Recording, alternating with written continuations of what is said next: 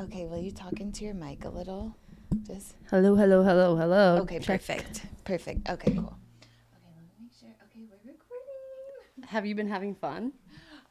Yeah. Yeah.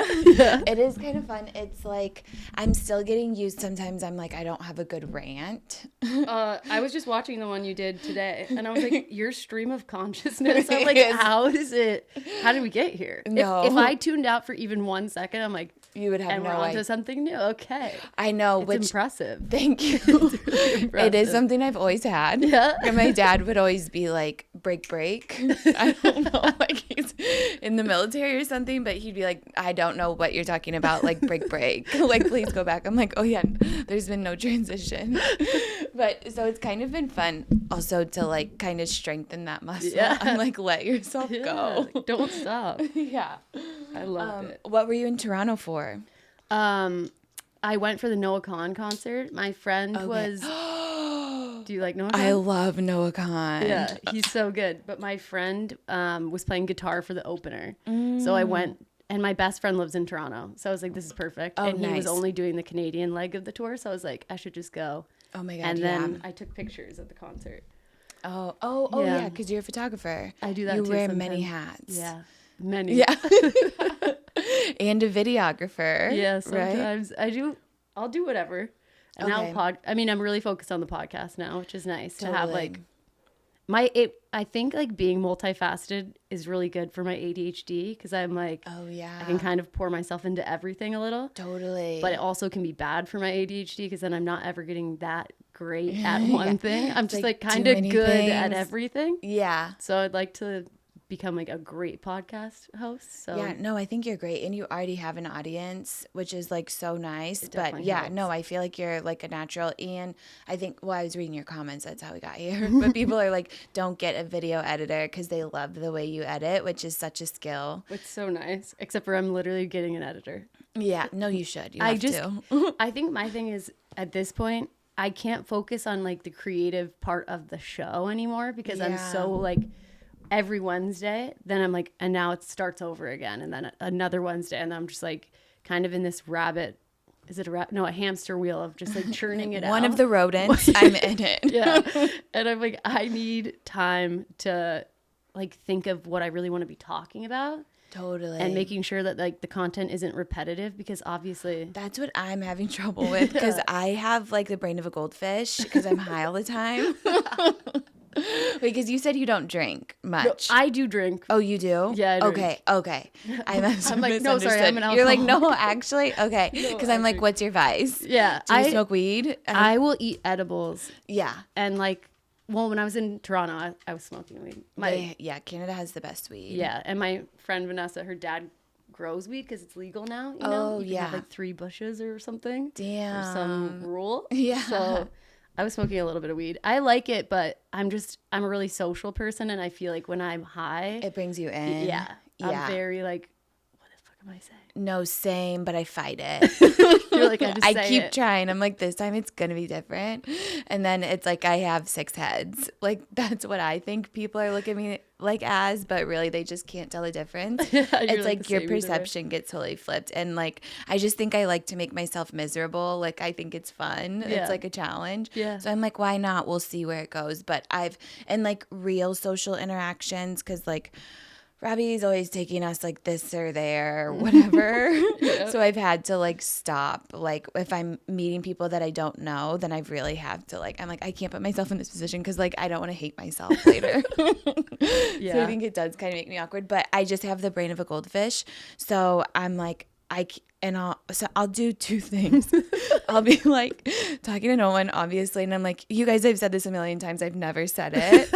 I'm like, you guys know. Or I'll do the opposite. I'll just say the same things, and I'm like, oh, holy shit, I keep talking about it. Like, I guess I only focus on a couple things. I thought I was kind of like, Like, a oh, deeper no. well. Yeah. I'm like, no, Oh my you're no God. Casey. Yeah, I feel like weed will do that to you. Yeah. But also I feel like it is really good for my mental health, better than drinking. I agree. Drinking, I get so much more anxiety. Yeah. Not while I'm drinking. While I'm drinking, I'm like, oh my God, anxiety gone. Yeah, you're like, I'm the best version of I'm myself. fucking awesome. Yeah. And then the next day I'm like, holy shit, holy shit, holy shit, holy shit.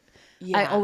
I get like a hangover of like a vulnerability hangover because like, I'm so wounded. literally I'm like, why did I say that? Like I'm a very vulnerable person, I think, in general. Like I'm pretty open. You think you're an HSP? What's that? A highly sensitive person? Probably. I feel like, yeah. Yeah. from our little knowing you for interactions. 1 hour. Yeah. I think so. Yeah. We're on to hour 2. Yeah. Yeah, no, I probably am. But yeah, when I drink, I'll I am be even more vulnerable. Then I'm like, did I really need Nardo, stop. And he's actually so smelly. He needs a bath. Nardo, stop. No. I want to know what that sounded like on the mic. He literally. That's ASMR. how he wakes me up every morning. ASMR. Thank you Nardo, so much. come here. Bring your toy to me. Come on. We do this every podcast. Come on. Come on. He's like, no. He also Okay, doesn't like you. No, yeah, he also hates me. We're at each other's throats constantly. One day y'all will like each other. Yeah. Just get comfortable. Yeah. No, just lay down. Relax. Here. He does like those. Sometimes he'll Rest your literally head. just get like right in the middle of the camera. I don't know. Some say he's autistic. I know. Who are the some? My friend who watches him. One person. Yeah. Well, because he does stare at the wall actually too, just like on his own. okay. And I don't know, things like don't really click the same way. People like golden doodles are supposed to be like genetically engineered to be the best dogs, but I got a lemon. That's okay. He's like fetal alcohol. Like his mom was drunk. What happened to you, buddy? I know. You just gotta chill. He's so traumatized. He's also my first child and my only one. And I was a single mom, like working as a nurse. So I think like I got him here. Let me just do this and see. Come on, lay down. Oh yeah. Okay, lay down. He's like the texture of a rug. He is like, I'm like, I'll help. he's gone a long time. Or stay. He's gonna come right back. I know. Sometimes he like, go. Come here. Okay, so sorry. This is actually terrible. Come on. Okay, sit. He doesn't listen. Sit and lay down. Okay. Okay, yeah, vulnerability and hangovers. I know, I'm the same way. I think it's the guilt that comes with it, even though like guilt is a useless emotion. Yeah. I think because it doesn't serve the other person. Plus, nobody really pays attention, especially when they're drunk. Like they really don't like give a fuck what you have to say. No, not at all. It's like when you think like someone's gonna notice that you wore the same outfit, and then I'm like, I don't remember what you wore. Why am I worried what I'm wearing when I don't even know what you wore the last time I saw you? Actually, so true with Instagram. Like nobody thinks they can wear the same outfit, but it's like who cares? Literally, who cares? And like nobody remembers. No one remembers. We're all too focused on ourselves anyway. Yeah, agreed. But I did dry January, and that was like the first time I stopped drinking since I was like 13. People are like concerned I would bleed with that in dry Jan. I'm like, nobody would laugh. I'm like, no, you guys. I wish I was kidding. But it's like okay to laugh.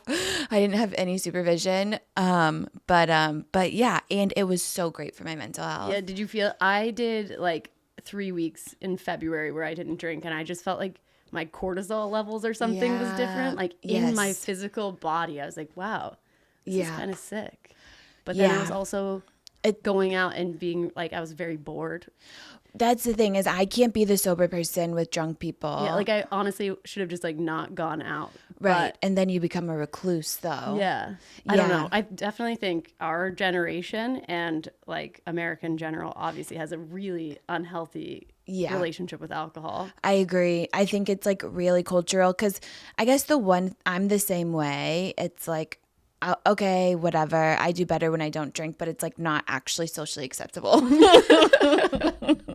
It's like I will be outcasted. I am a pariah if I'm the only one not drinking. I'm not willing to make that choice for myself yet. Like like until I hit rock bottom, I'm not like talking shit. Like I know people do, obviously addiction. Like I was a nurse for a long time and we dealt a lot with addiction and is terrible. But I'm not addicted. Like I don't have an addictive personality. So, but the one thing it taught me is that you can get a Diet Coke instead of a drink. So true. Like on a Sunday. That, you know, Sundays are for Diet Coke. Yeah, that's the only day you the can Lord's do Day. it. Yeah.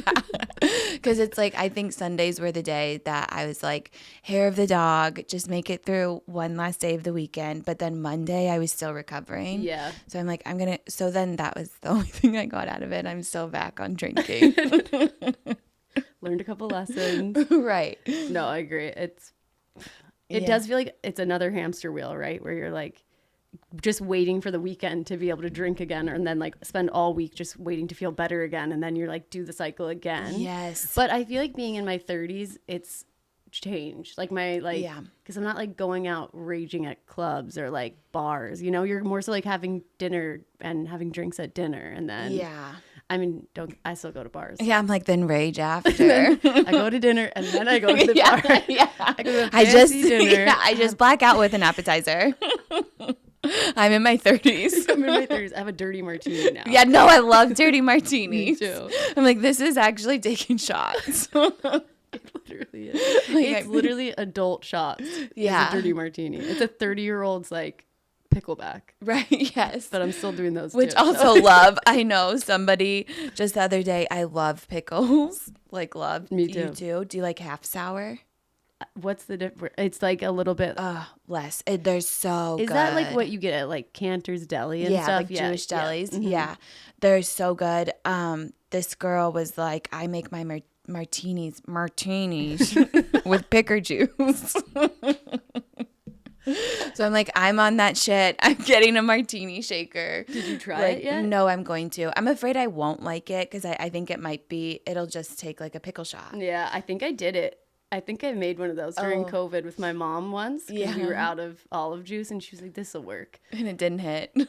I mean, we drank it. Yeah. It wasn't terrible. I think, isn't it Matthew McConaughey or something does that? Oh, really? He makes some kind of pickly cocktail. Did he write about that in Greenlight? Is that his book? Yeah.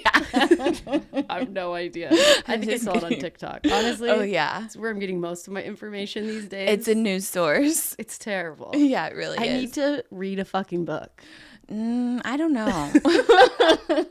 Like, I only give you shit because I feel, which I'm not giving you shit, but people who read Greenlight, because I feel like right after it came out, like everyone was quoting it. Oh, God. I don't need to read that book. No. And I'm like, why? Which I guess he's an inspirational person. I don't know. Me talking shit on Matthew McConaughey literally for no reason, except that everyone liked his autobiography. You just want to be different. Yeah. You're like, I'm like, what? This isn't the first time we've heard inspirational shit. True.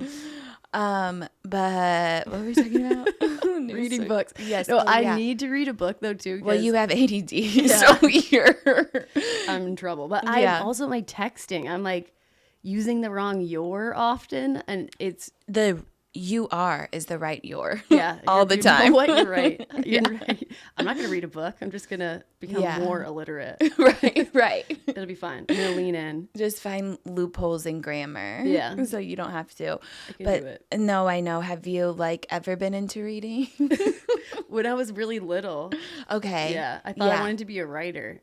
You know? Totally same. Not anymore. Yeah. It's not happening You're now. like, I've transitioned. No. I kind of like to read. But you do? Yeah, same. Like it is hard.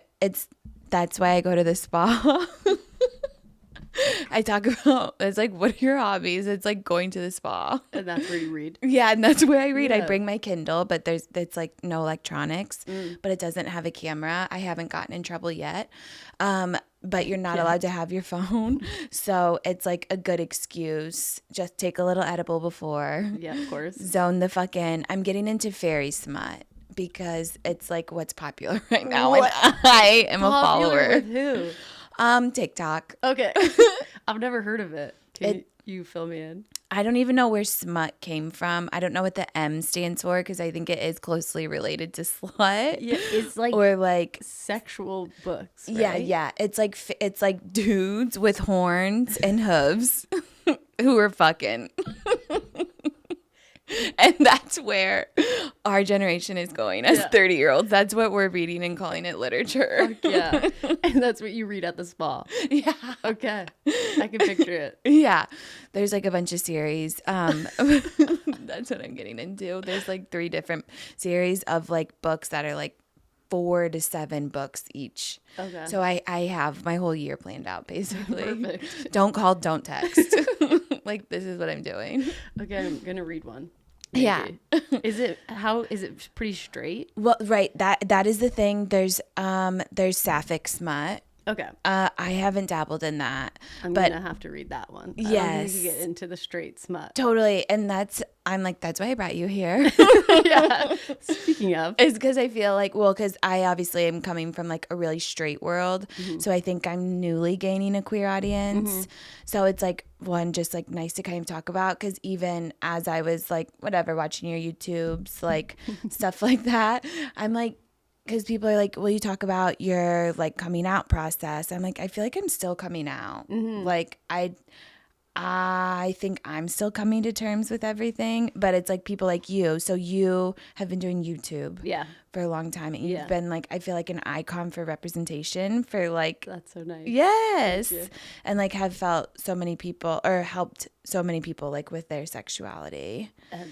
Yeah, I think. I hope. I've just been online for so long. I think I was just kind of like one of the first, definitely not the first, but one of the first like, people. I'm the first. No. I'm the first gay girl out here. I was the first lesbian. Own that shit. I am the lesbian. Patient 0. No, but I just was early to it, I think. That's the only difference. And were you scared like to go online? It was more like, because I started on Tumblr.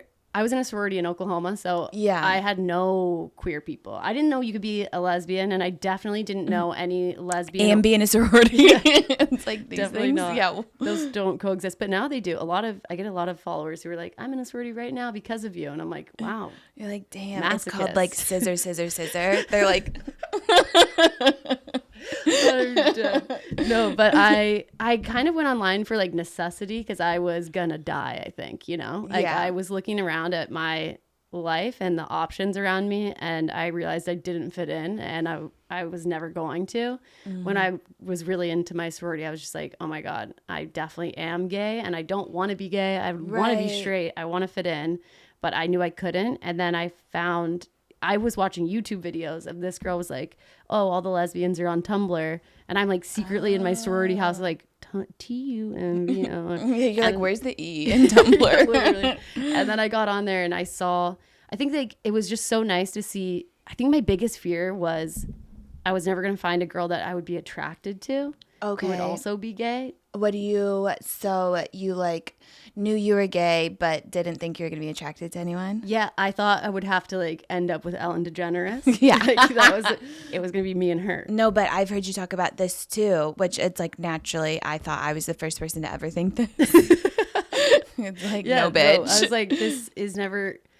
The life I won't exist, because the girl I would want won't exist. And what kind of girl did you think you wanted?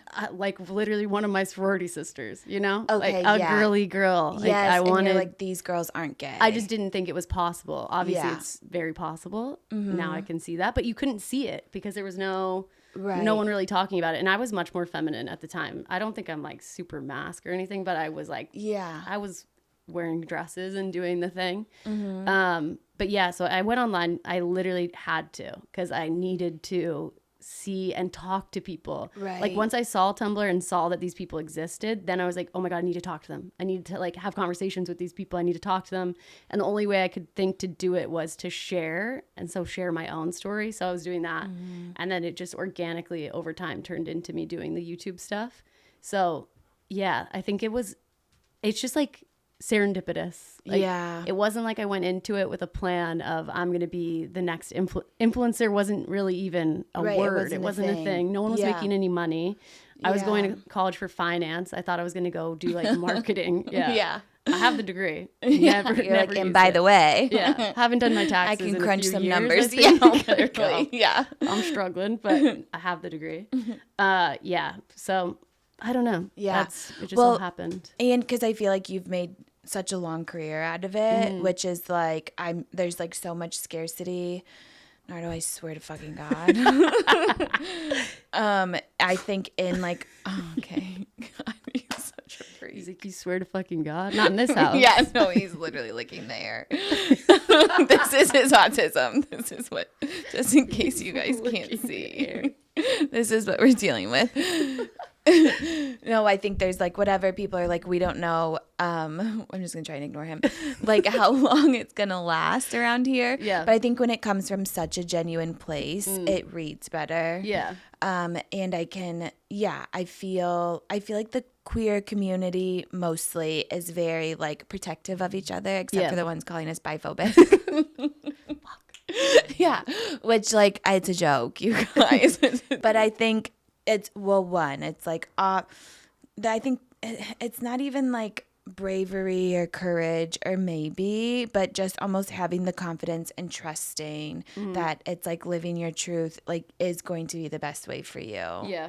And I feel like that's what you did, and so many people resonated with that. Yeah. Well, I think I think everything that's happened to me too, it came out of necessity, because I was like, I am going to die. Like I will, this is like a life or death thing for me. Yeah. You said, okay. 'Cause you said you were kind of outed in high school. Yeah. By the girl I like's parents. Yes. So psychotic of them. But cause it was in Texas. I lived in Texas. I had like a secret little love affair with one of my best friends. Her parents put a baby monitor in the room. Because they thought something was going on. Oh, damn. Yeah. Oh, that's so fucked up to like frame. What is it? Yeah. Or like they blackmail. Set us up. Yes. Like what the fuck? What are you, the CIA? I know. And her mom used to like fast forward through all the gay scenes in Grey's Anatomy, and we were meanwhile like, we're like, but then I was like, oh my God, they obviously have no idea. Right. We thought we were flying so under the radar until that night, and I was like, oh fuck, obviously this is pretty obvious. Like we would sit on the couch on top of each other practically. But I was like, we're just You're girls. Like friends. Like, I know. Girls do this. Totally. But there was obviously something a little else. Bit different. Yeah. And they were like hyper religious. Super religious. Yeah. And my family's not super religious, but so like, I don't know, we had a very different home life from each other. But then that experience was obviously super traumatic and instilled in me that being gay was wrong, like very wrong. I was like, and even if it wasn't wrong, even if I knew, okay, like I could move to California and maybe my life would be better, it was, I cared about the people in my community. Like I cared that my best friend's mom thought I was disgusting. Like I wanted her to like me. You know, you want people that you're around and see every single day. You want to fit in. And then you internalize that and you're like, if these people who I care so much about are saying these things, it must be true. Yeah. And then imagine what strangers would think. Like imagine what people who don't even know me. These people should love me and they hate me. So imagine what a stranger will think. So I think it just pushed me deeper and deeper into myself. Which I was just like, I never had, here I go being vulnerable. God, give it to us. I never had like suicidal tendencies, but I had really intense suicidal thoughts. Oh, could you feel like you could go to anyone? No. Because I thought if I went to anyone, then I would essentially be outing myself. Right. Because if I were to go to someone and be like, I am really, really depressed and really scared and like scared of myself and like what I might do to myself, obviously the next question would be why? And then I'd have to be like, because I'm a fucking lesbian. I can't be. I don't know what to do. Yeah. So I had to just hold it all to myself. And then that's why the internet, honestly, like the internet saved my life completely. Oh, that's incredible. Just to see other people and then to talk to them, taking it a step further, like made it so much more. It just felt like the life that I thought I could never have became more attainable. Like I was like, maybe I could. Even though I wasn't ready still then, I was just like, but maybe. Right. And I feel like those are like the blessings of social media. I think it's gotten so misconstrued and we use it differently with like algorithms. But I think at its core and its most like pure level, it really does make people feel connected, and like you can reach people who are not like yourself. And like we kind of talked about it in yours, when you come from such a conservative environment, like you either just don't even entertain it at all, me or you know, kind of have like an experience like you did. Which I don't know, whatever. This could be neither here nor there or everywhere.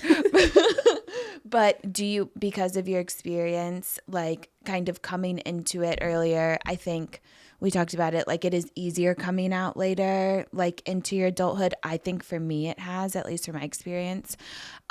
Do you feel like there's a way, like we can like talk to our kids like better about it? Oh my gosh. Or like how or when? Like what are your thoughts on that? I think it's already getting so much better just because there are queer characters where, you know, it's like, it's that funny thing where parents are like, well, I'm not watching that show because there's a gay person on it. Yeah. But there's a lot of families that are watching the shows and there's just a gay person on it. And I think it just opens up the door for conversation earlier where kids will just be like, wait, what? And then kids get it more than anyone else gets it. You know what I mean? Like there's what do you mean? They don't have any idea. We're teaching them. They have no idea what is. They're a blank slate. Yeah. It's like if you were to just be like, oh yeah, sometimes a boy likes a boy, sometimes a girl likes a girl, sometimes a girl doesn't really feel like a girl, and like it's to them they're like, yeah, I guess. Like they don't know what the color purple is. Right. How the fuck they don't know what straight people are. They don't know what gay people. They don't know anything. They're just like, okay, sure. And then I think also like you can just already see it obviously with Gen Z. I love Gen Z. Sue me. I love them too. I know we used to hate on them like really bad. I feel like a couple years ago, but I agree. I think they've really kind of paved the way for the homos. Thank you, Gen Z. Yeah, which has like been huge. And I know I have family who are in Atlanta, which is like very progressive. And I feel like the kids who kind of come out and in the school systems, they integrate, I feel like all the kids are basically non-binary, which I think is like, it's like, where's the line, I guess, because I understand what you're saying. It's like you just are like all things are possible, not like right and wrong. So they don't know, except like being in society. Even in LA, sometimes I still have a hard time finding lesbians.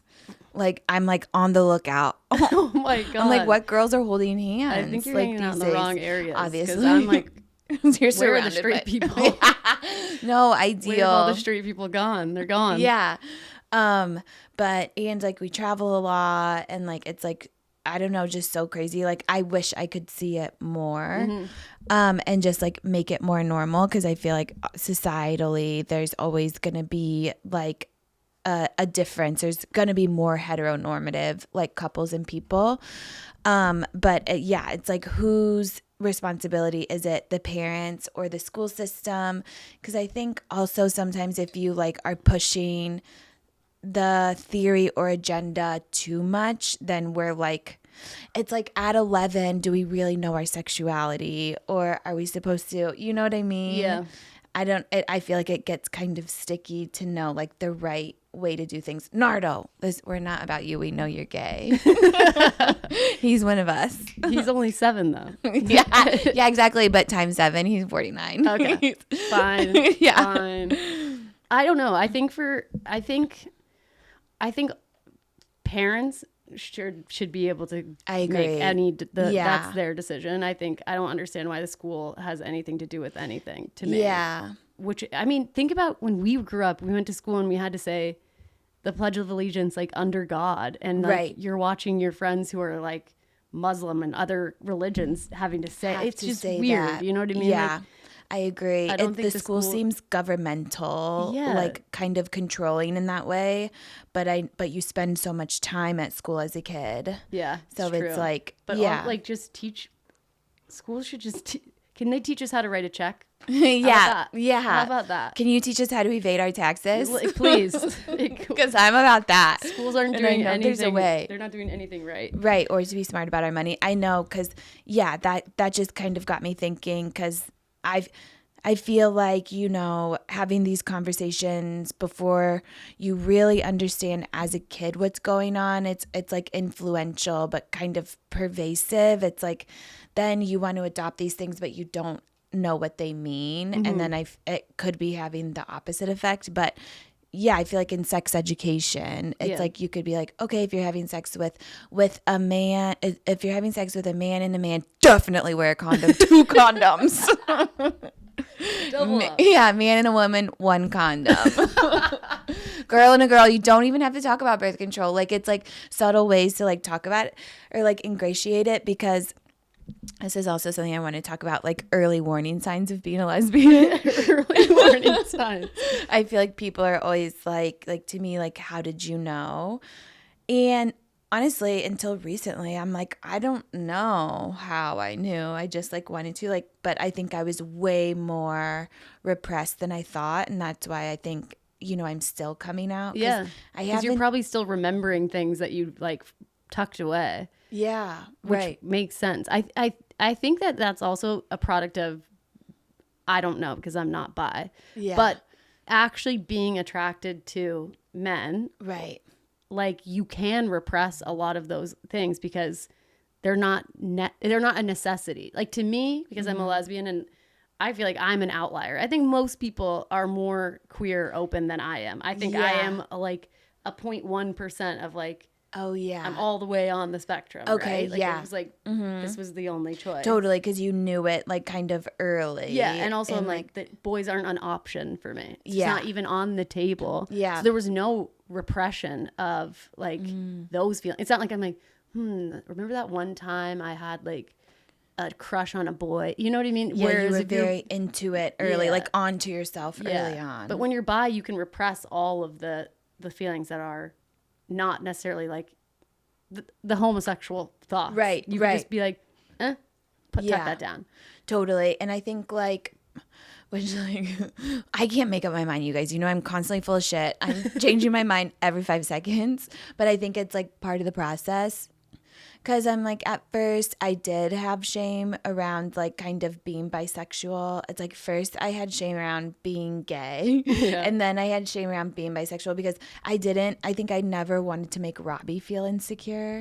So I was like, I kind of have to adopt these things. And now that I get more into it, it's like, not even that I want to think about it, but people are like, could you ever date a man again? I'm like, honestly, I don't know. But like, it seems like the further I get away, probably not. Yeah. Not even that I really want to think about that. And I feel like that's pretty common, like kind of like whatever, bisexuals, people in lesbian relationships, like get gayer as the day goes on, like especially the bi one, which I'm like, I'm a lesbian because I want to be whatever I want to be. Okay. You heard it here first. Okay. But it's like, it's easier for me to describe my relationship, which I think is like the baseline, like the litmus test of like, this is what I'm talking about. I'm dating a girl. So instead of being like, I'm bisexual, but I'm dating a girl, it's like, no, I'm in a lesbian relationship. Yeah. You know, I'm not here to be PC. It's just like my experience.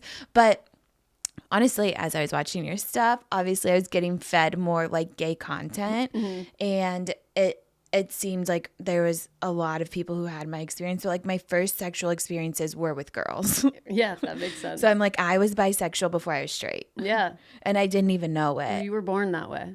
Yeah. Thanks, Lady Gaga. Yeah. Literally, Gaga is our god, our queen. But I just thought like, one, and then I feel like you kind of normalize it. Plus everyone's like, oh, straight girls love lesbian porn. Yeah, I'm like, yeah, see? there's so much. Wait, yeah. What were those experiences? I know. I know, which I don't want to sound like a freak leak. But it's like, I know other people have had the same things.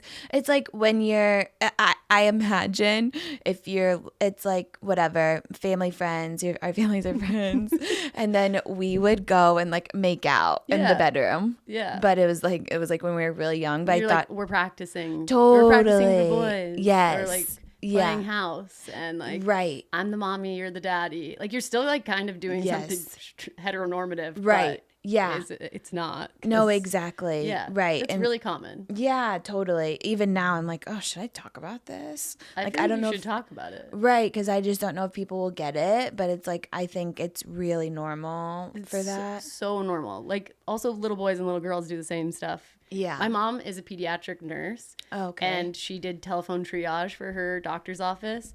And one of my favorite things, I mean, it sounds not my favorite thing, but something really interesting that she's talked to me a lot about. And because we lived in Dallas, is she would get a lot of phone calls from parents being really concerned, saying things like, I don't know what to do. Like my daughter is like humping the couch. Yeah, no, we were fully dry humping with a sock. I didn't want to say it, but you made me. I forced you.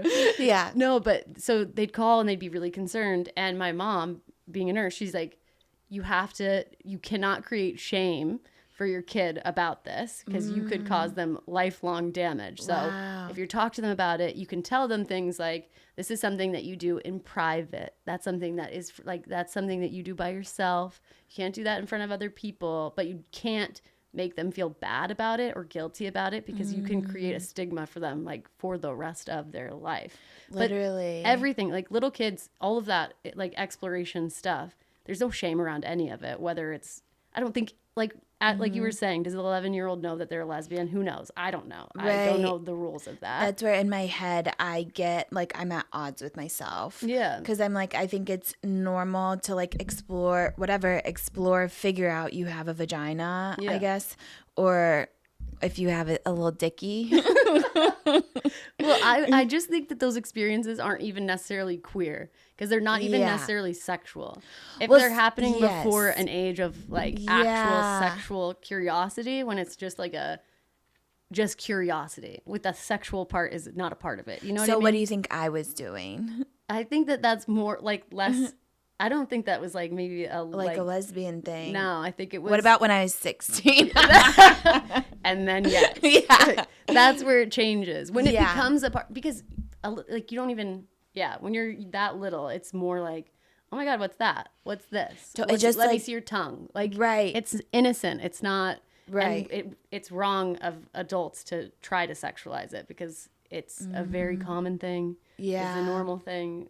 I mean, I am no doctor, and No, you sound really smart. You are a doctor. Actually, I'm a doctor. Yeah. No, I don't know anything. I just know that from my mom, from that like conversation. I always think about that too with my future if I were to have kids and like how I'll talk to them about things. Right. Because I don't want to create shame. I have so much shame. I think still sexually even. Right. Sometimes like in the bedroom, I find myself being like, oh my God. Like I can get in my head and feel. Yeah, I have lots of shame around sex. Yeah, I had no idea. Really? None. Did you have shame when you were sleeping with men, or only? Yeah, now? I just didn't know what it was. I just thought like, let's come back to this. Okay. So how do you feel like that? How's your mom and like the being gay?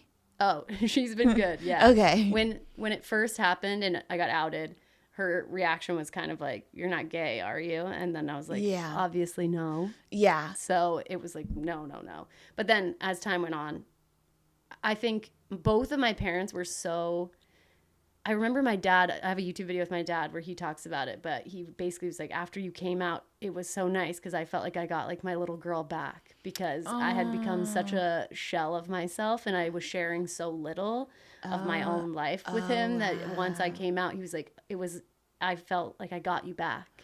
Oh, so, wow. That's so sweet. Yeah, so sweet. Both of my parents were really amazing about it. Oh, I'm sure they had, it was nice. It was nice. It was almost nice that I got kind of outed. Yeah. Because they had a few years to kind of be like, this is a potential. Yes, right. And, should we be listening to this? And also, if you look at baby pictures of me and like just my track record, I was kind of giving a little gay. Yeah. But also I was giving like straight enough. You know, I could have been just a tomboy. I could have definitely ended up with just based off nothing but just like my vibe, right? Yeah. But I think those like 3 years of them having that kind of seed planted made it when I finally came out, they were like, okay. Like a smoother transition. Yeah. That's really nice. I know. Whatever, take this as you want, but I think a tomboy should be a gender.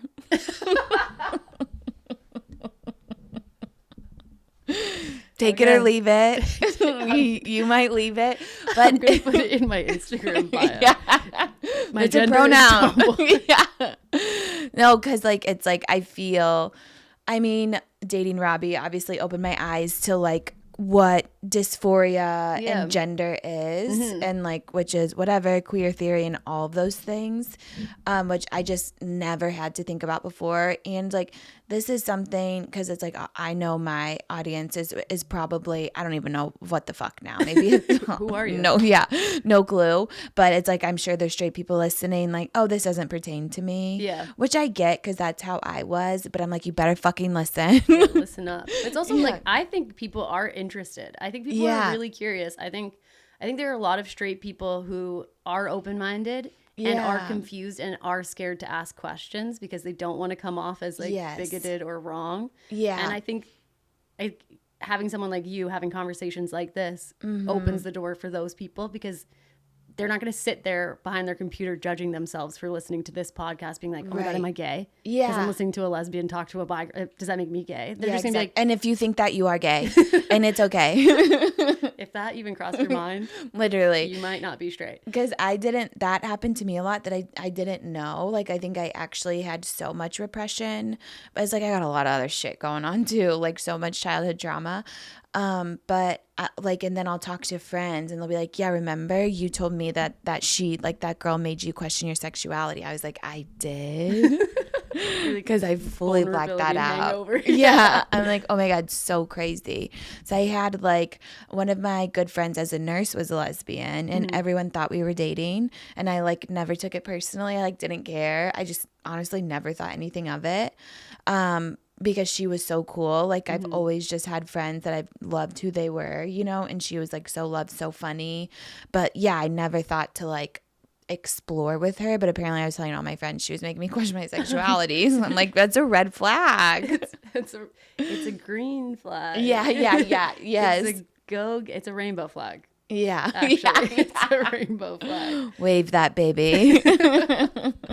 No, that also, like, I think back to the gender thing, it's hard for me I'm going way, way back to what you were saying. Yeah. Like, about school and kids and stuff and gender stuff. I think it's really hard for me to even comment on what is right. And I think that's for doctors and parents. Yeah. But it's hard for me to even really know how to talk about it, because it's an experience I don't have, because I really align with my gender more than, and I'm sure I'm assuming that you do too. Yeah. So I think with things like that and questions like that, it's better to ask someone like Robbie, because totally, I didn't even know when you were on my podcast, like, Robbie has top surgery. I didn't know that. Yeah. Because I would have loved, I would love to talk to Robbie about that also. Same thing, because those experiences are so unique to those people that it's hard to know. I don't know what it feels like to have. And I even have like a little bit of that in like, I don't want to wear a dress. And when I look at myself in a dress, I'm like, who the fuck is that? Exactly. But even to me, like, that feels more style than it does like gender. Something is misaligned in my body. You know what I mean? Yes, that's a good differentiation. Yeah. Because if I like look at myself naked, I'm like, they're just... You're like, damn, she look good today. I do not feel any kind of... I don't look and think, oh my gosh. But also, I mean, I'm blessed. I'm blessed by how not blessed I am. Yeah. In that I don't have big boobs, and I don't have wide hips, and I don't have... Yes. Like, my body kind of matches, I think, my soul, which is so... I'm so fucking lucky. Truly. So many people don't have that. And even... Yeah. I mean, even I think, like, imagine being like a really girly girl and looking at yourself in the mirror and you're like, I wish my girlier. Yeah, like, I wish my, and then they do, you can, and you're allowed. And you know what? We don't judge girls for going and getting top surgery, aka a boob job, you know? Yeah, totally. Like, whatever you're looking at, if you're looking in the mirror and you're like, this is not what I want. Right. You should be able to have what you want. Yeah. That's what I think. No, I agree. And just to even, like, you described it in such a good way. I had literally just never thought of it, because same, I've always felt really comfortable in my own body. And, like, I feel so lucky, because it is, like, and Robbie and I had a conversation early on. Like, I knew she had top surgery because of her Instagram, but I was like, I don't really know what this means, whatever. Like, we'll just see if we like each other. And then we were, you know, like, kept dating and stuff. And So the conversation came up and she just did like a really good job of explaining it. She was like, yeah, I just didn't like my tits were too girly for me. And I'm like, I get that, exactly what you said, because she had huge knockers. Huge knockers. Yeah, I'm like, damn, girl, I wish I could have had some of those. She could have donated it to right. Damn Yeah. it. But now I literally can't imagine her any other way. Like, I feel that for her, and I'm so glad she did it, because I think it just like makes you feel like you're in your body. But it's like, even I don't even think I had heard, I know I hadn't ever heard the word dysphoria before coming from a straight world. But it's like it's like, I know body dysmorphia. Yeah. Because like that's very common, and like especially talking around like eating disorders. And, right. And like I was a dancer, and like so many dancers, it's like whatever, you know, are all fucked up. Like there's some like disordered things going on for sure in the way of dysmorphia. And it's like we're taught, you know, that if you look in the mirror, you're not seeing like what you want to see, or you think you're different, you think you're like bad or whatever. But that's like the same with gender. And I'm like, okay, once you break it down like that, like I totally get it. Yeah. Should we Google dysphoria and tell them the definition? Yeah. Just because I'm like, just so you guys know. Right. No, yeah, because I'm just talking out of my ass. No, I think it's such an important conversation, but I agree with you. Sorry. No. I think a lot of people don't know. But anyway, dysphoria is a state of unease or generalized dissatisfaction with life. Wow. We need to get a more. I have dysphoria. Okay, gender. Or yeah, we gender. Need to look up gender dysphoria. Okay, gender dysphoria is the feeling of discomfort or distress that might occur in people whose gender identity differs from their sex assigned at birth or sex-related physical characteristics. Transgender and gender diverse people might experience gender dysphoria at some point in their lives. Yeah. So even though Robbie goes by she, her. Right. Yeah, when she's not she would look in the mirror, it was like, I don't want these knockers. That's gender dysphoria. That's in a nutshell. I think it's so self-explanatory. Like I feel like I think need to be so confusing. Totally. And it's like we created ourselves like the cavemen who are dumb as fuck. We're by the way. Still abiding by them. Like, and creating language, we created like made things binary because it was a way to simplify things. We barely knew how to talk. Obviously there could only be two options, but now as we progress societal, we're figuring out more about ourselves as people to live the way that we want, thank God. So it's like naturally there wouldn't be just two genders. No, it makes it, I mean, like, there's too many of us. It's just the most simple thing, and now obviously I mean, we're going to confuse people too much, but even just if you think about the fact that they're intersex people, I think it's something that nobody talks about enough is intersex. I mean, they're quite literally are more than two genders, scientifically, because people get so stuck on that fucking hill that they're like, two. It's like, actually no, there's been many more for a long time, and just people weren't talking about it. Society has like scared us into not talking about it, that you should be this way or this way. Oprah has a great interview about intersex. Really? Yeah. See, you guys educate yourselves. Yeah, please, because we're sick of it.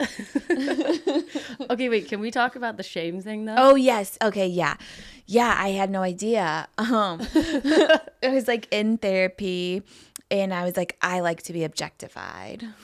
Perfect. Like that's the way I like to have sex, and like feeling so confident about it. I'm like, I'm whatever I feel the most comfortable. Like in the beginning of a relationship, I like when a dude is like kind of talking about my body. They're like praising me, kind of like treating me like a rag doll. And like then after that, it like, you know, I don't really enjoy it anymore. And then my therapist was like, sounds like you have shame. I was like, huh? How'd you get that from that? You're supposed to like support me, validate me, just be like, everything's okay. And that's okay. Something's wrong with me? No, fuck that. Yeah. But I think, having sex with men, like I didn't, like when I was in high school, I was like not having sex. Yeah, me neither. Yeah, which I think is almost, I don't know what's a sign and what's not anymore, okay? But I think if you wanted to think of it, it could be, because I had no problem like making the guys wait. I'd be like, you can go down on me for 800 hours. One, I'm not sucking your dick. And two, we're not having sex. And it's like, I don't even think, I just didn't have a lot of guidance. Like my mom was always kind of gone working. She was just terrified I was going to get pregnant. So that was the only conversation we were having. It wasn't around anything else. So I was like, okay, I'm just not having sex because I don't want to get pregnant. I don't want to piss off my mom. She's scary as hell. Mm-hmm. And this is like easy for me. And then when I went to college, I was fucking. I swear you said that like verbatim on my podcast. Oh, yeah. I was fucking. I'm like, not to toot toot, but toot fucking toot. I was fucking. And it was like fun. I didn't think I didn't like it, but I think the relationships were really immature and not emotional. So I think it was easier to have sex more with them. Like the sex was just probably like super like physical. Right. It wasn't so much like emotion involved. So you're not even getting into that shameful. Like you were probably just mostly staying in that objectified time period. Right. Where and it that's felt good. Right. You didn't have to think about anything else. Yeah, exactly. And that's what I thought I liked. So I'm like, well, I clearly like having sex with men. I'm like a 2-pump chump. It was like easy. Nobody was complaining. Like it just became very routine. Like I never had to question anything. Nothing felt innately wrong, but the relationship felt wrong. Like I could never really get to the emotional level that I wanted to like feel connected. So then like when it like with lesbian sex, it's like so emotional, which which I like, and that's what I need now. Like after being in a long-term relationship, it's like I really have to feel connected like emotionally, but it's been like a little hard because obviously the body parts are different. The body parts, they are a little different. Or so I'm told. I don't know, but right, I've heard. Wait, only going back to say one thing, but the fact that you're like questioning what things are or were signs and were not a sign, I think that that's completely a personal experience. And if you look back on something now and think that was a sign, then it was a sign. Probably was. Doesn't necessarily mean it's a universal sign. Doesn't mean that everyone listening would be like, me too. But any sign you think, you are right. Right, because like I didn't even talk about sex in high school with my friends, but I knew they were having it. Yeah. But it's like, why wasn't I having it? Like, come on. I was taught after. Everybody wanted a little piece of this. No, I also didn't have to. I didn't have to have sex because I was from Texas and no one was having sex. So it was awesome. Oh, that's I was like, good. fuck yes. Yes. No, well, and also my friend groups were always like super religious. So, and I definitely did that on purpose now looking back, which was, I think, a sign. Yes. And also I felt like something was wrong with me. And a part of that was religious based. And I think I was trying to get validation from people who really believed in God and really believed in, and to be like, look, you love me, right? Don't you love me? Like, I'm okay.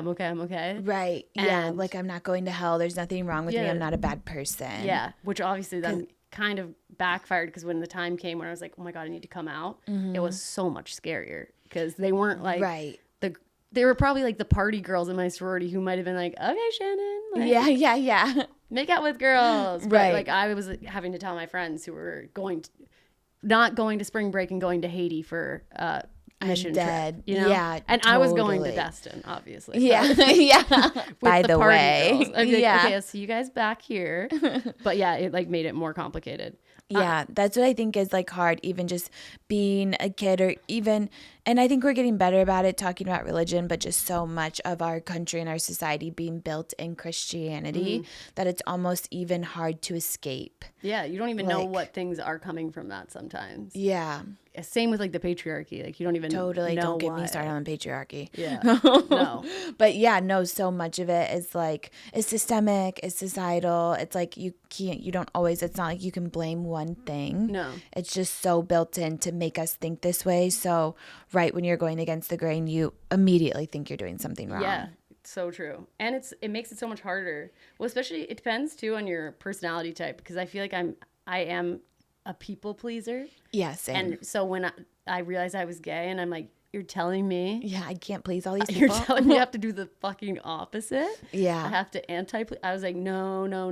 Like it was so, I wanted to fit in so bad. I wanted to make everyone happy. I wanted to, like I was talking about this in therapy this week, but a big I'm the second kid, and I have an older sister. Okay, is she gay? No, no, she's not. She's married. She's married to like a maybe man, a little, but she's like she's open-minded. We've had conversations where she's like, I don't know, like maybe I would be more fluid if I grew up in a different time. But like, yes, she's married. Because I kind of think it could be familial.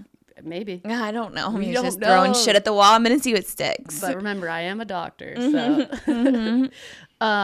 But yeah, so like growing up, I would watch. She's 5 years older than me, so I was watching her as a little kid, like really act out and then like not get her way with my parents.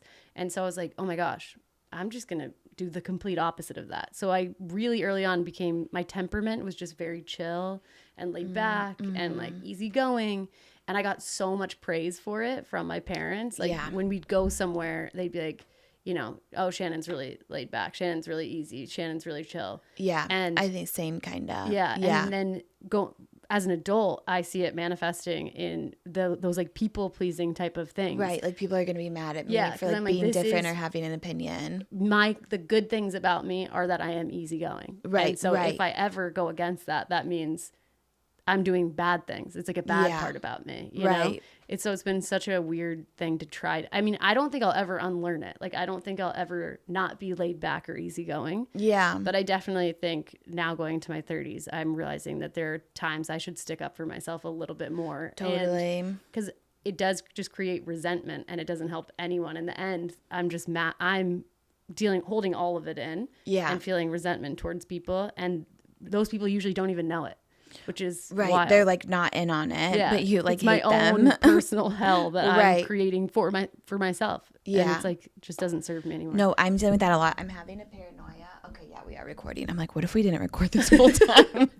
I'm having an intrusive thought. I get that. But I have that once an episode. Oh my god! Every time. I'm yes, because doing it by yourself, there's like nobody else to lean on. You're like, fuck. But we can do it. We're professionals. But I feel I'm the same way. Yeah. Like trying. Even this morning, I'm about to start my period, so I'm a little irritable. And my friend texted me and just something innocent, I jumped down her throat. No. Not really in like a serious way, but I was projecting and like I thought she was talking about something different because I think because of the way I grew up, which my mom was just like kind of abusive, but like you said, I learned how to be really laid back and like please her because that's how I could get attention. But it's like I have this fear of just being used because I could never stick up for myself or I'd get in huge trouble. But and I keep it to myself and it's like I don't want to scare my friends away. Yeah. So I don't want to talk about it, but it was like that. And she would never, ever, ever use me. I'm just on my period, so feeling a little psychotic. It's totally normal. Normal. Yeah, she was like, what the fuck is up with you? And I was like, oh my God, I'm sorry. So sorry. But then I like spiraled because I was like, oh, does she hate me? Is it bad? But then I'm like, no, it's okay to like act a little funny sometimes. Yeah, and also I don't know about you, but I have to remind myself in times like that, like I would never be mad at someone. Right. I would never be mad at my friend if they did the opposite thing. Exactly. You know what I mean? If you have the communication afterwards, right. I have to like constantly remind myself of things like that where I'm like, okay, not everyone hates you. It's okay. Yeah, and it's like a funny story to tell. Yeah, you know, it's all content. Yeah. And at the end of the day, everything is content. Yeah, but even in relationships, how do you find that with your like people pleasing, like deep rooted? There should be a different like how is that for you when you're in a relationship? It comes out the same way with the resentment thing. Yeah. Where I will hold on to something for too long and then I'll find myself kind of more irritated at something that I'm like, this is small. Yeah. What am I actually mad about? Right. Which is good that I'm in therapy because then I could work through a lot of those things. Yeah. But yeah, my therapist and she's like, you're a person, you have preferences. Like you need to tell people what your preferences are. It's okay. Yeah. And she like made this whole analogy. She was like, if you were to date someone and every time you went to their house, they gave you a glass of water and you really like ice in your water, but you never told them. I wouldn't tell a soul. I wouldn't tell. I would take it to the grave. She's like, and you never tell them. And every time you come back, it's the same thing. 10 years down the road, if you're like, hey, I actually like ice in my water. Yeah.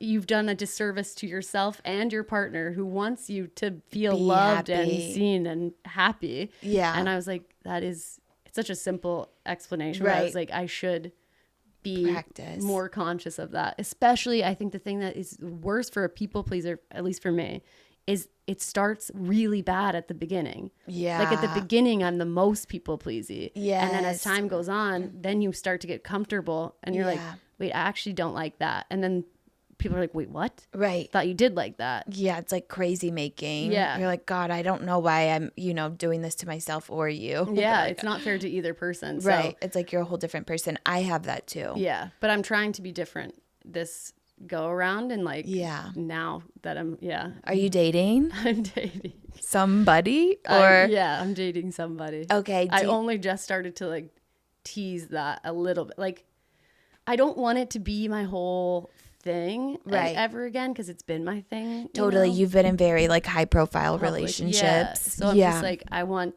it to I don't want it to be a secret, but I also don't want it to be my whole thing. Like identity. Yeah. Yeah. And also like it's early days where I'm on Love Island. Yeah, I love Love Island. Early days. Yeah. Where you're just I want to be protective of it at the same time. Oh, absolutely. I mean? Protect myself, protect her, protect it, Yeah. Before I'm ready to because I know from experience what the internet can do to a couple and like what they can do, both positive and negative. If you get too much positive praise in a relationship, you're literally like, wait, we're perfect. Right. You know what I mean? It's really easy to. I've gotten so much now. I've been online so long. Yeah. That a lot of that feedback to me, I can tune out and I can disassociate from it or like, at least not take it to heart. I'm like, okay, you guys don't really know. You don't really know what's going on. And I need to remember that. So, but I think it's just, what do you think about it? Like, is it hard for you with Robbie? Because you guys are you're pretty public. Yeah. I think, I guess like for like, I'm good at some things. I'm not good at others. As all of us. But I think it is something, I guess my first public breakup was. Now we're good. Yeah, was after Bachelorette. And like people were like dying for us. Like, he was pretty hunky, like whatever, kind of like perfect all-American, but they never knew what was going on. And I did have those thoughts. I'm like, I'm afraid that this is going to affect me. And it just didn't. Yeah. Like I was able to break up with his ass. I'm like, on. Yeah, they just like don't understand. But I will say like, I think Robbie and I do a good job of protecting our relationships. Like I watched Years with Fletcher. And like you directed and did her whole album. Yeah. Which is like it's hard when you're both in the industry. Yeah. And you're like trying to figure out boundaries and which projects you want to work on together. 100%. And yeah, I feel like that's very real for us right now too. Cause like people will approach us and be like kind of almost expecting like, when are you and Robbie going to do something together or would you ever? And like right now it's like, it maybe if we get to the point, but we're just so protecting our relationship right now that it's like we're not even entertaining it. Yeah. Which is like nice. It's so smart. I was explaining to someone the other day too that it's how hard it is because the second you're in a public relationship also and you're getting hit up for like brand deals, it is so that these brands are so quick to be like, okay, we need to hit our quota. So now we have a lesbian couple. Like when they would, once I became public with some of my other past relationships, it was like, okay, and will you do the brand deal with your girlfriend? And I'm like, oh yeah. And it's easy. You're like, it's brand deals. It's so unfortunate because it's so easy. And you're like, yeah, I mean, I hang out with my girlfriend all the time. Like, should I do a brand deal where the brand deal is just literally film what date you guys are going on? That's no work. It's not even work for me. It's like, yeah, we do that all the time. Yeah. But I think it's a slippery slope is the thing. I'm always like, fuck no. One, because I'm selfish. I don't want to split the money. Fair. And two, it's like, if you're coming to me and using my name, then you'll get just me because I'm enough. Yeah. Well, and like, I guess it helps too that you and Robbie are both public people. So you have your own, like, people, I don't know. You have your own brands and your own thing going on where a brand would know that they'd have to pay you both even. Kind of. No, we've been asked to do it together. Yeah. Yeah. I don't know. I think that whole public thing is it's still, I'm so scared of it still. Yeah. Like, but I also have like trauma. So totally. Like trauma is will you go? Yeah. I'm like, will you go into your trauma? No. Is it with like, cause you dated Cammie. Yeah. In your like kind of early YouTube days. Yeah. And you guys were you like on YouTube kind of as a couple? Yes. It was a very public relationship. But to be fair to that relationship, it was so early in YouTube that we didn't even know, we didn't have, it wasn't like there were a million we broke up videos to look at and be like, oh God, like that could be our future if we intertwine this hard. Yeah. I didn't know. I was just like, I hang out with my girlfriend all the time, like, and we're a cute couple and I have fun with her. And this is a little fun challenge video. Let's do it. And, you know, it's like an innocent thing that then you're like, whoa, whoa, whoa, whoa, whoa. It's crazy that I still will get on TikTok today and maybe see like my Roman Empire. And it's like why we broke up, my breakup video with my first girlfriend. Yeah, that's crazy. Like, yeah. We've got to move on.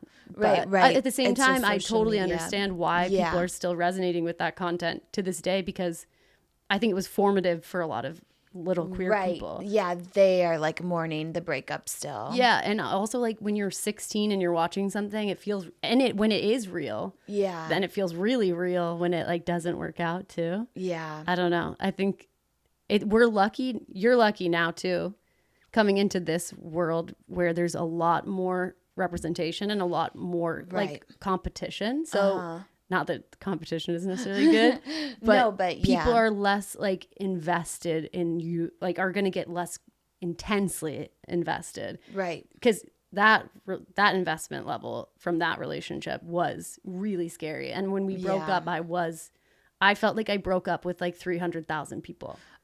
Okay, yeah. I don't think I've been in that position. Yeah. And like this is like just something I've never been in. And I was young, so it was like 24 versus being an adult, you know what I mean? I mean, it's all the public, I don't know. I know, it's really hard, and it's like I think because like being queer is unfortunately still niche. Hell yeah. That it's like those people hang on to it even tighter. Yeah. You know, and we have to seek out the content. Yeah. If you're queer, we have to search it. That's why I'm like get fed it in every walk of like straight people, every movie you watch, every TV show you see, everything you will see yourself in some capacity. Yeah, and some of the gay content out there is just terrible. Yeah. So you're like, this isn't representation either, because why can't we all just be normal? Yeah. But no, but because it's so little, like you're not going to relate to all of it. Also, I should say straight white people definitely see themselves everywhere. They're in everything all the time. Totally. But like, as soon as you get the queer content is so much, we have to search it out. And it's why like the investment level too, where I'm really blessed and lucky. And you mentioned earlier that like my career has had longevity. I'm lucky because I think that is because of the queerness of it all. Like, because a lot of my followers, we feel like more like family or like friends, or like we grew up with each other. And like, you also said you feel like you're still coming out. When I was online, I was coming out, you know? Yeah. And I don't think I was even fully out, even like 5 years into my content online, because I was still changing and like expressing like, what do I want to wear? Like, what do I want my hair to look like? And I was sharing that the whole time, being like, I kind of want to cut my hair. Really connected to you. Yeah. Yeah. But the coming out process definitely does not just like happen the second you tell everyone you're not straight. I'm like, I came out on FaceTime. So, But like, I know that's not, you know, like actually what the process is. Like, it's going to take a really long time. I'm obviously still figuring shit out. Like, just, you know, I thought people are like, be ready for your style to change. I'm like, I'm pretty much the same. Yeah. But like, I almost like planned for it. Yeah. You know, and now I'm like kind of circling back to who I am. But yeah. And even with like the lesbian sex, I feel like that is like a whole nother thing. Yeah. That's like, feel like it's like a learning experience? I think it's a learning experience. And I think you have to like really kind of push yourself to like almost like be vulnerable and be okay with the unknown. Whereas like with the men, it was like, whatever, bing, bing, boom, all done. Just more like, straightforward. Yeah, exactly. Yeah. Yeah, like, you know, kind of like where everything goes, what's supposed to happen next, like a little me, a little you, a little of both. And that's a great explanation. Yeah. And I'm like, even with like lesbians, it's like, damn, we don't get to come at the same time. Yeah, but you can. Yeah, with vibrators. With there's other stuff. You guys like 69. I'm not trying to 69. I don't necessarily love 69ing because I'm like, I'm focused. Right. I'm focused. It's too. I know it's too many things at once. I cannot fucking get. Yeah. No, but there's other stuff. I feel like scissoring. Yeah. Do you scissor? Yeah. Oh my God. I feel like I feel like that's a myth. No. Have you not? Have you? No, but I did. Right when we first started dating, I had the like primal urge. Yeah. You're like, get your. Yes. It was like exchange of juices. Yes. Yeah, I'm like, I need some of that on some of this. Like, it was like, but it was like, I swear to God, this is instinctual. Yeah, it is. Like, I'm not even pretending. You don't even know what to do once you get together. Because then, like, do your legs actually? Because I can understand like the grinding part of it. Yeah. But I don't know if like the actual scissoring. Like, I feel like I have too many legs for that. I think it's I'm like imagining be my scissor coach. You guys, this is grade A content because I was prepared to come on here and be like, scissoring is fake. No, it's definitely real. It's definitely real. But it definitely works in different ways with different people. So you have to get it.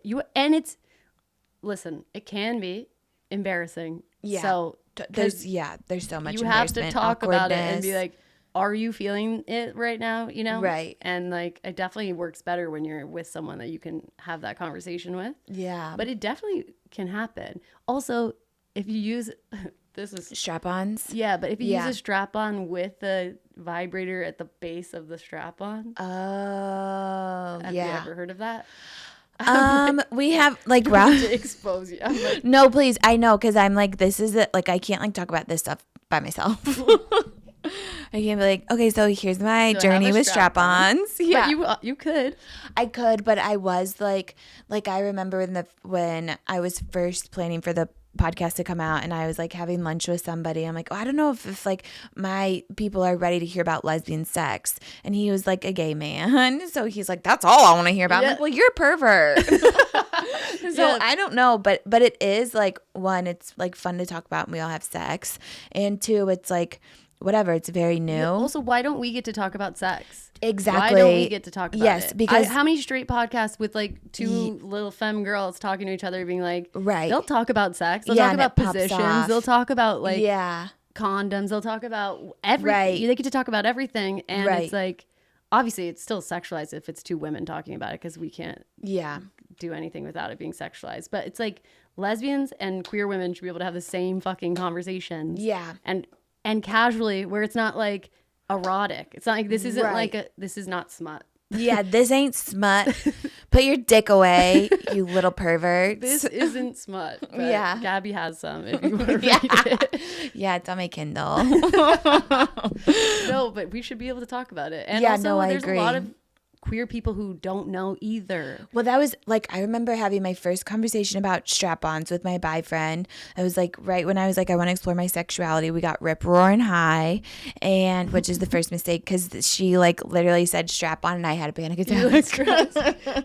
I was like, I can't do this. Like, I can't talk about this. Like, I don't want to, because you hear about strap-ons. Whenever I heard about strap-ons, I was like, you're using that to peg your boyfriend, and he's gay. Yeah, like that's your all, first like knowledge of it, right? And that's all. It like had a negative connotation. I was like, fuck no, I'm not talking about that. Yeah, which is also not even gay, because men's G-spots in their gay. It's gay. It's gay. You heard it here first. Your boyfriend's gay. Gabby's gonna get me canceled. I'm like, it's not gay. It's not gay. It's okay. You could do it. Do whatever you want. I'm just kidding, but I don't want to know. I just don't want to know. Fair. About the boys. I don't want to know. But I want to know about the girls. Yeah, exactly. But yeah, no, I know everyone's different, and I think every person is different, because Robbie obviously had all the toys. She's been around the block a lot more, and like we kind of had a fashion show with them one by one. Yeah, but I'm like, no, I don't really like any of this stuff. Like, so my stomach is growling. You're gonna hear it, I think, on the mic. So, and I ate breakfast, so I don't know what that's about. Oh my God, sorry. Do you want a snack? No. No. But Anne, we've probably been going for. Oh, we've been going over an hour. Okay. But then we just got to the good stuff. So yes. Yeah. No, I do want to talk about sex. Yeah, okay. Also, I'm in no rush. Okay. Whatever you have to do. No, me either. Okay. But yeah, it was like, she was like, I can't believe God did this to me, that I have to like bear the burden of showing you every different kind of strap on. And she dated some freaks. Oh my God. That were like into like, it. She like BDSM, like all of that stuff, which I'm like baseline vanilla. Okay. And I think I'm sweet and sensual in bed, but I'm not like freaky deaky, slap me across the face. Fair. Which to each their own. I'm not kink shaming, but come on.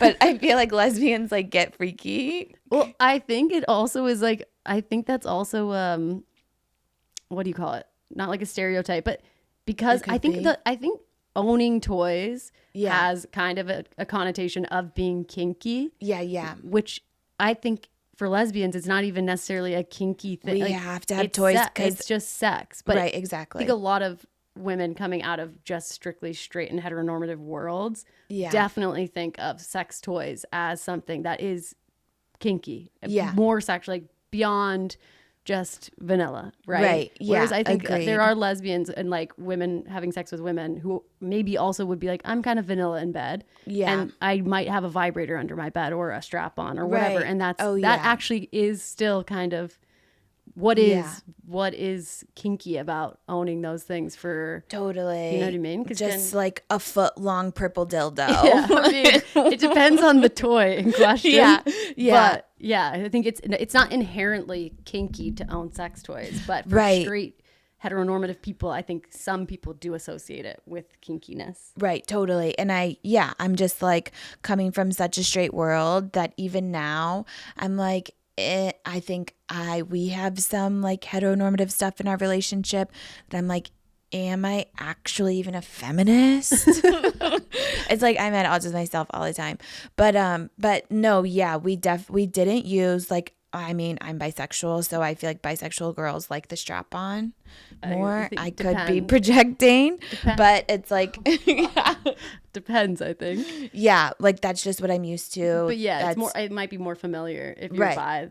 Penetration is something that you probably already have experience with. Yeah. So it took me a while to like come around to it. And I know some girls are like weird. I'm judging everybody. Everyone's on Gabby's shit list. Yeah, literally. You're weird, you're gay. But actually I just don't care because I change my mind in like every 5 seconds. But they're like, and I get it. They like want a new like dildo for each relationship. And it's like, I understand. You don't feel that way? I don't feel that way. I do. I get a new one. Totally, because it like carries energy. I'll put sage on that shit. I'm just like financially conscious. And they can be expensive. I just think I do it because they're not that expensive. Yeah. And I also feel like getting a strap on can kind of be like an experience that you can share. Which we did. You're like, which one looks like what? And what do we think about? And then it can be like silly and fun and lighthearted. And I think, I swear to God, my stomach's growling so loud. Oh my God, I gotta get you a snack. It takes away some of the anxiety. I think for me, at least, like sex, like a big thing in sex has to be like laughing and like some silliness. Yeah, I agree. And if you don't have that, then I won't feel really connected. And I think a part of getting a strap on, a funny thing, is to go to a sex store and be like, LOL, and what's that? Oh my God, that's funny. And like, not in a shaming other people's kinks way, but just like, it's a way to break the ice. I never even knew what that was. Like, you know what I mean? It like adds a layer. And then also your guard comes down a little bit where you're like, and now we're in this together. We're doing this thing, me and you together. Right. Which I think is just like very bonding about the whole lesbian experience in general. But with that being said, we have our own strap on that we use. I know people who use the same. And I think it's preference. Right. It didn't bother me, but I'm a picky bitch. Yeah. So we got an expensive one from China. And is it special? I like it, but I could be a sick fuck. What does it do? What is it? Why did it need to come from China? Because I think they're, I don't know, ahead of the game or something when it comes to, Robbie watches these crazy YouTube videos of this guy like explaining them. They're very realistic. Okay. Which is like, makes sense because I know some like whatever, women who date women, they don't like the penis. Yeah. But I think it works for us because it's like, one, that's what I'm used to. And like, she's a little dysphoric. Yeah. So it's like fine. It's like affirming for both of you and like familiar to you, affirming to Robbie. It's like, yeah. I love when like I clean it and it's just sticking up in my sink in like the morning. And I'm like, who can I send a picture of this to? Oh, that's literally my least favorite part of a strap-on is when I have to clean it and I'll be in the bathroom and I'm like, I never thought. Yeah, this would be I would have to be doing this. Yeah. I was like, oh, this is so embarrassing. No, totally. I know. I'll leave it out for like days, like secretly hoping someone's going to find it like that. Walk in. Yeah, but I'm like, I want to send it to my straight friends and be like, this is what I'm working with. Because I think it's funny, but it's very like fleshy, like it has the texture. Yeah. So it's like, I don't know. That's what works for us. But it's like, it is a lot of admin. Yeah. Like that's something too that it's like, I don't know. And I think we'll get better at it. But it's like, okay, we kind of have to plan ahead a little. Yeah. I think that is it takes a little bit of spontaneity out of things when you're like, and we have to go get it and put it on and like, be prepared and then you're like, maybe the moment is gone. But I think you can make it be a part of the moment. You know what I mean? I think that's too where I try to bring silliness and stuff back into it and just like, LOL. Oh my god, my stomach is growling. Yeah. Would you edit? Do you want to high chew? I don't know. I think it'll help. You're like one little high chew. I'm gonna look like him licking the air. Literally. Or a salt and vinegar chip. No, I'm okay. Okay. No, I think there's also so many myths around lesbian sex that I think a lot of straight people are curious about that they don't know. Like, I mean, there are myths around lesbian sex within the lesbian community. Like what? I know. I'm like a myth holder. Literally saying scissoring's not real. And yeah, but lesbians say that. Some lesbians say that. Yeah. But then some lesbians are doing it. And that goes back to the thing about it's not as straightforward as straight sex where it's boom. It's like you, us. Right. Well, even in like straight sex, I felt like there wasn't a lot of room for questions, like because I think we thought we knew everything and it just goes like this. But each person is different. Obviously, we talked about your boyfriend wanting to have his asshole penetrated and like to each their own. You got to figure that out by asking questions. But I just never felt confident or comfortable and they were never asking me questions. Yeah. So I'm like, okay, I'm just supposed to like your index finger like this. Yeah. And like I'm supposed to kind of like come from that. But yeah, I think just naturally being in a queer relationship, there's more room for questions. So there's just a lot more dialogue, which is nice because I honestly didn't even feel comfortable enough to like dirty talk before. That's been like really fun to explore like with a woman. Yeah. That's so funny. Wait, I have something to say about that. Yeah. But then I'm curious if you didn't have that kind of dynamic ever with a man because of your queerness. Because I'm sure there probably are some straight people watching this being like, I do communicate with my boyfriend or we do ask questions and we are doing things like, and I think that might also just come from a deeper level of caring about each other, which maybe you never got all the way there with any. No, I didn't give a fuck about them. So because I obviously know I have straight friends, they're okay. Straight people are fine. I hate to admit it. And I know that a lot of them do have like more, it does get deeper than that and it does like change and that they will explore things and stuff. But I feel like I'm curious how much of your lack of that is your queerness and lack of depth that you ever got with a guy. Yeah. But anyway, back to dirty talking. Yeah. This is something. Back to my shame. I've talked about this on my podcast too. I have a really hard time talking and I've only had sex with girls. But like in general, I'm like, once someone gets to know me, I can actually talk more if I was fucking someone like one time. Like if it was one time we had sex and they're like, say something to me, I probably could muster in your freak it up. Shit. I'd be like, yeah. But once you know me, I create this anxiety within myself where I'm like, that I'm like kind of nice and sweet and like, would I say that? Like if someone would be like degrade me, like months into dating, I'd be like, how can, God, you're so beautiful. You're like, what kind? It's tougher. I think, for me. Yeah. And I think it's a shame. I think it's internalized homophobia. I think there's shame sometimes if I'm wearing a strap on. I'm like, yeah. Do you wear the strap on? Yeah, I wear it. Do you ever? I've not worn. Yeah. Receive I've had it. Both. Okay. Yeah. Do you like it? I like it, but I prefer to do the wear it. Yeah.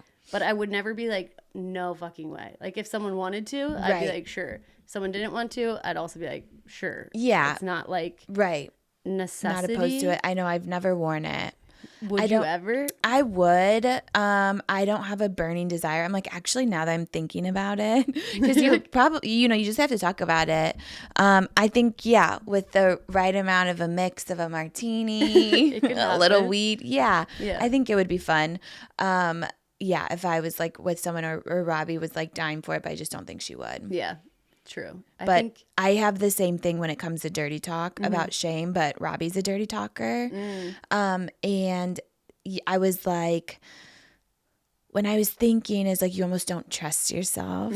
Like your first thought is like your subconscious and you're like, oh my God, I can't say that because it's going to freak them the fuck out. And then I'm thinking, that's my problem. It's like, I'll think to say something and then I'll be like, why the fuck would you think to say that? And what if she doesn't like when you say that? And then I'm like, well, oh my God, I'm not even paying attention to what's happening now. I'm just thinking about talking. Right. And is she going to like it? And then you just have to say it. I know. And you'll be like, and they'll be like, oh, after it's all done, I feel like, did you like it when you say this? Or when I said this, or did you not? Like, what did you kind of like, we do debrief. Yeah, that's so true. Because I do, like, I didn't know I liked dirty talk so much. I'm like, this is what people were talking about. Yeah. And I think it's a place to get out a lot of your trauma. Like all my dirty talk goes to like, are we gonna get caught? Which is crazy. Oh my God, I have that kink too. Yeah. And like time constraints and you're like what, like long or fast? No, like if like you were like, I need to leave. And then it's like, oh my God, it's quick. Like anything forbidden is my kink. Yes. Kind of. Because I think because of probably my queerness that I wasn't supposed to be doing it. Right. Or you'd be like having like I would have like sneaky little makeouts in like a closet and then go back out to the party with all the boys, And that now still, I'm like, that's hot to me. Yeah, no, same.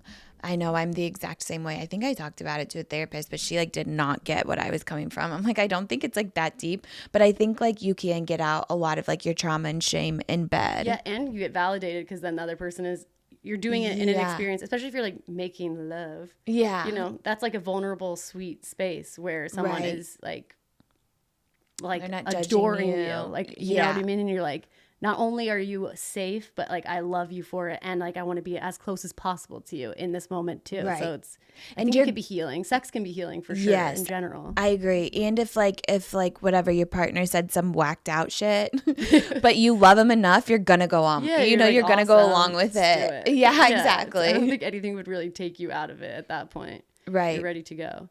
What was I gonna say about? I know. Sorry. Oh my God! Don't be sorry. Oh. We talked about this on my podcast too, but I think the dirty talking thing too has something to do with the fact that although like I said, obviously lesbians can come at the same time. It is happening less often usually, I would say, with lesbian sex. So there's a lot of times where only one person is feeling pleasure and the other is not. Right. And in those moments, that's when I really struggle to think to say something. Okay. Because I feel like I'm not like, you're not both kind of lost sometimes. You know what I mean? Together. Yes. Like there's like because I know what that feels like from scissoring or like from doing things where you're mutually like feeling something where you're not as much in your head. When you think to say something, you're not like, will she like it? You're just like, oh my God, I'm feeling so good. It's coming. It just came out of my mouth. You know? So do you feel like you like to dirty talk more when you're about to come? Yeah. Like you're the receiver? I can talk more in general when I'm like feeling something. Yeah, I know. It's like how much of it is actually like a front. I'm like, I'll go along with it, but I'm not actually in the moment. Yeah. I'm like, yeah, daddy. I'm like, I don't think they give a fuck, so. But no, I get that. Yeah. Also, when I'm giving, sometimes I'm like, I'm working here. Yeah. Yeah. I'm focused. No, and I'm that's clocked what in. Robbie will not shut the fuck up ever. So when she's like going down on me, she'll like pop up so much. And I'm like, actually, what I need you to do is shut the fuck up. Like, I know that's crazy, but I need you to stop talking and just like get to work. I'm dead. I think I recently thought about this. I think that's why I'm most confident. This is so. I need to talk about sex like this on my podcast. My podcast is really about sex, and I'm like, anyway. I think it's why like I'm most confident in going down on someone. That's like the thing I would be like because you don't have to talk. Yes, literally. You're so afraid of talking. I literally realized it. I was like, yeah, this is the thing I'm most good at, and I'm like, is it the thing I'm most good at, or is it just the thing where I know I don't have to say anything if I don't want to? Yeah. Like, I'm working, bitch. Do you feel like, because I feel like we go in waves, like we had a big dirty talk phase maybe like 6 months in, and we're kind of out of it now. And I'm hoping to really go back. I'm hoping to circle back. Yeah. But yeah, no, I feel like it all, like things, like you try new things, like it all just comes in phases too. I think with all sex, right? It kind of, you get into, it can become like a cycle thing too, where you're like, and now we're really doing this, and then the next 2 weeks, then you like change it up. You're like, wait, I'm loving that, right? But also at the beginning, I mean, that's so exciting for you. Like, the first few like months or like year even of sleeping with a new, like that's all new. It's like being in high school or college or whatever. You're like, I'm not done. Literally, not one of these things have I done. Yeah, even if you have done it in a different way, but it's like, really no. No, absolutely. And some things, I didn't know that I liked, or like I was too afraid to like butthole play. So I'm like, fuck no. Like there is still a little bit, because I'm a nurse, that I'm like, is this safe? Like you don't know what I did like 5 minutes ago. Like, sorry, there's like little tiny micro feces and farts. I'm sorry. So I'm sorry. That's just, I didn't make the rules. No, it's just literally science. It's science. So it's like that can't come too close, and then I'll kind of get out of it. But if I let myself go enough, then it's like things like that. I was gonna say, like about like kind of doing something bad, because I didn't even know that was a kink, but that's my kink. Okay, right now. And we went to gay astrology. I think this is like where Robbie and I fell in love. Really? Because I just looked around and I was on mushrooms. So there's that. But there's obviously, it's like Just Girls Gay Astrology is like kind of a lesbian dance party.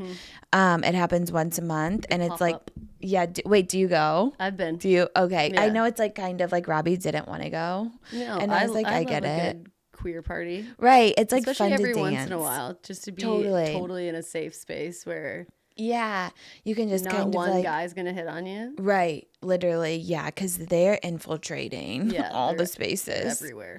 But it was just nice to like, it felt like I was in high school, and like you're looking around and all the girls are making out with each other, but it felt very like taboo and fun. And I'm like, oh my God, I love this. And I love like kind of when we're out in public, and not even that people are looking at us, but it's like kind of fun to be doing something that you're not supposed to do.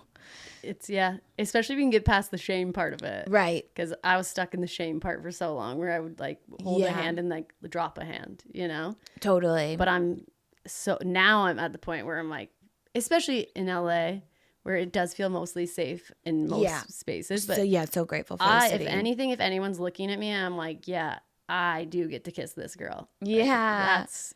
Fuck yeah. Like, I'm awesome. Totally. You know what I mean? It's like an ego trip, if anything, because you're like, And also I'm like, if you're looking, this exists. Like, get it through your brain. This exists. Like, every opportunity you walk out of the door, if you're like, look like me, you're creating representation. Or if you look like you and you're with your partner, you're creating representation. Like, there's like opportunity all the time to show people, life is not black and white and just straight. I agree. I mean, like I get like butterflies, I feel, when I see people I don't know holding hands. And I said this the other day when we were kind of talking about it. It's like, things are still clicking. Like I was in New York and I took myself out to dinner, and like across the restaurant there was a double of like a straight relationship. I'm like, I didn't know back then, but now I'm like, I never felt like I belonged there. Really? Yeah. Like I never thought that was my future.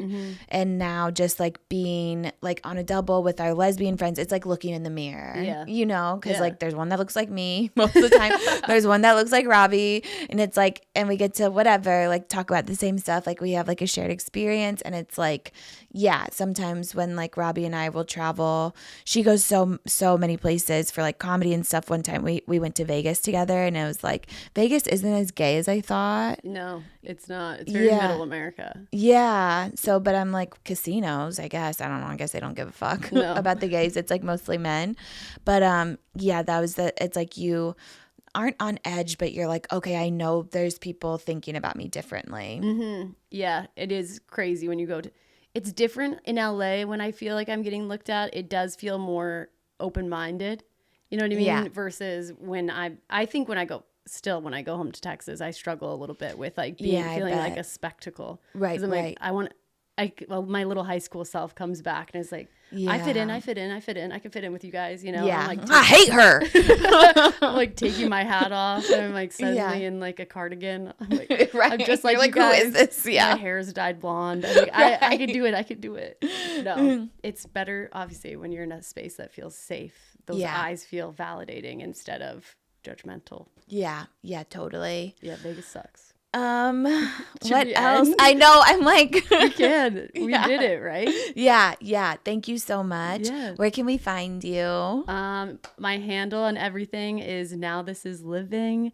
I have a podcast called X's and O's, which is also on my YouTube channel, Now This Is Living. So yeah, if you look up Now This Is Living, you'll find me everywhere. Yay. Thank you so much. This is the first like really gay conversation. Yeah, it was really gay. Yeah, I'm excited. Okay, me too. I had so much fun. Me too. Thank you. Thank you.